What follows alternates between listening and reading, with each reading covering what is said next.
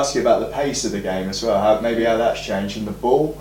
There's always a lot of talk now about the ball, maybe from when you first started playing to now. Can you see a difference in the ball and the pace of the game? Yeah, massively. The movement now is ridiculous on the footballs, to the point now where I know a lot of goalkeeper coaches teach goalkeepers not to catch, which is bizarre. You know, I remember when I first started out at Watford, and we would I'd have to catch 100 balls clean before I could go in, you know, and it would be if I dropped one I had to go back 5 and it was all about catch, and that's now changed because, to be honest, with a lot of certainly the Premier League balls, a lot of the time that I say there's no point in catching, there's always a point in catching, but if there's any doubt whatsoever, you're much better parrying it out into the stands than trying to catch it with the risk of it going through your gloves or dropping down, and as well as the coating that they put on these balls now.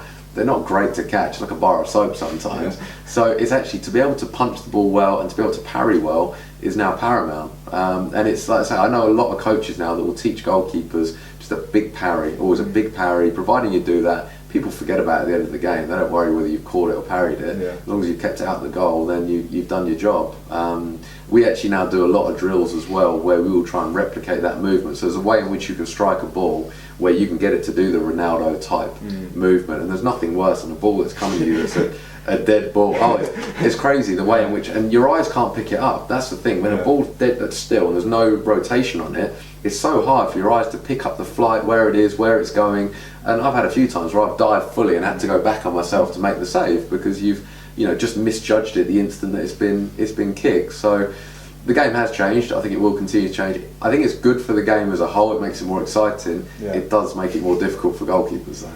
Is it frustrating when you see experts saying that maybe haven't played in goal and they're like, oh, I think you should have done a bit better there? Experts, No, it is, because it's... the sad fact is there are very few goalkeeping pundits, if any. You've got Peter Schmeichel does the odd bit here and there. David James now is doing a little bit, but there's no one that does it really on goalkeeping, which adds to the whole problem that we've got. It's, they're giving opinions on something they don't really know anything about. I would never talk about an outfield player because I don't have a clue. I've got an idea, but you hear the stereotypical beating at his near post, or lacks presence, or he flaps at crosses, and it's the cliche comments that you hear regularly. Do you think that puts maybe kids off as well, watching that on TV? 100%, because it's, you're getting misinformation given, and the position, to a point, keepers, it works the other way as well. Keepers will get complimented on saves they make that aren't very good saves. So then you're giving the wrong message, and it's, I love the idea that there would be a goalkeeping expert that could put it to rights. I mean, no, that wasn't a good save, and that wasn't a mistake. Often you'll see them blamed for being beaten at the near post, but if someone's coming in 6 yards out and booms it in the near post, it's not a mistake. Sometimes it is a good finish, and you'll then see keepers go the other way, in which they'll overcover the near post, and they'll get beaten really easily on the far post, but that doesn't get highlighted because it wasn't the near post. So I mean, I could talk about it all day, but I think my point being that pundits, 99% of them are outfield players, and they're commenting on goalkeeping, which isn't right, and it's not helping goalkeeping on the whole. And certainly for kids, why would you want to be a goalkeeper when a lot of the time you're seeing them getting slated for things that aren't always their fault?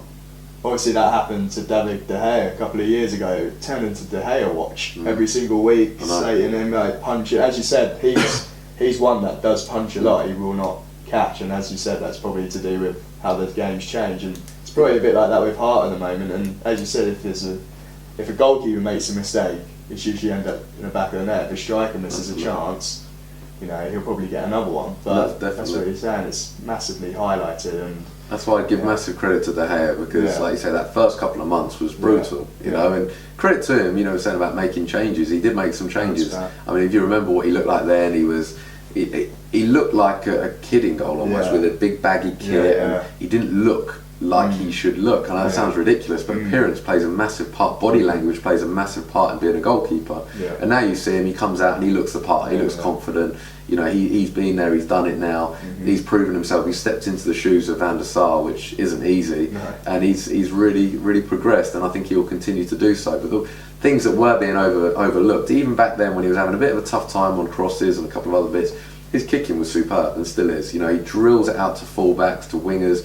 He will keep possession more than most goalkeepers, therefore it will allow Man United more opportunities to attack, and he's therefore a much more valuable outfield player than any other goalkeeper in the league, arguably. So he brings a lot to a team. So even if the odd thing he doesn't do right as a goalkeeper, what he's giving to the team will far outweigh that. And I think that as time's gone on, he's obviously put a lot of work in on his cross-taking, and as you say, he punches a lot, which is fine. He gets good distance. He's a fantastic shot stopper. His spring is ridiculous, which again, because ordinarily people look out for mistakes or saves, he gets to a lot of balls that the average goalkeeper wouldn't get to. You can see his spring is ridiculous, and he now is very much the model goalkeeper and the future kind of goalkeeper, modern goalkeeper to a large extent, which is where I think Spain have done a lot of good things, because you look at the majority of their keepers, they've all got certain things in common. You know, they're all very good at distributing a football, all very athletic, very powerful, and he's just growing with each game at the moment. Looking at Brad Friedel, Mark Schwarzer, 40 years of age, still Premier League goalkeepers. Why do you think keepers can now play on for so long? Maybe longer than they did in the past? I think the biggest thing with goalkeeping is that a lot of it's mental. So naturally, the older you get, the more that you learn the game. You know, so I think you'll never necessarily lose that. The things you may lose may be a certain amount of power, which you would naturally lose as you get older, and maybe a bit of athleticism and what have you. But where I know, and I actually know Brad Friedel from my time at Blackburn, he was very heavily into yoga. The benefit of being a goalkeeper is that you're not running in the way that an outfield player would run. So your body's not going to take as much of a battering in that sense. Obviously you're diving around a lot, so you'll get bits and pieces there. But longevity, you have got the chance of going on for longer because it's not as physically demanding. You're not having to put in 8, 10, 12 kilometres a game. You know, you barely break a sweat in a game, if I'm honest. But a lot of it is concentration, it is mental. And the likes of Brad Friedel, great example, as you say, he's just so consistent in everything he does. And even if he has lost a little bit of kicking power, or even if he has lost a bit of power in terms of his diving technique, his all-round game is so solid that he'll give you a very solid base to build off. And that's what he's built his career on. And, you know, massive credit to him because he's been superb.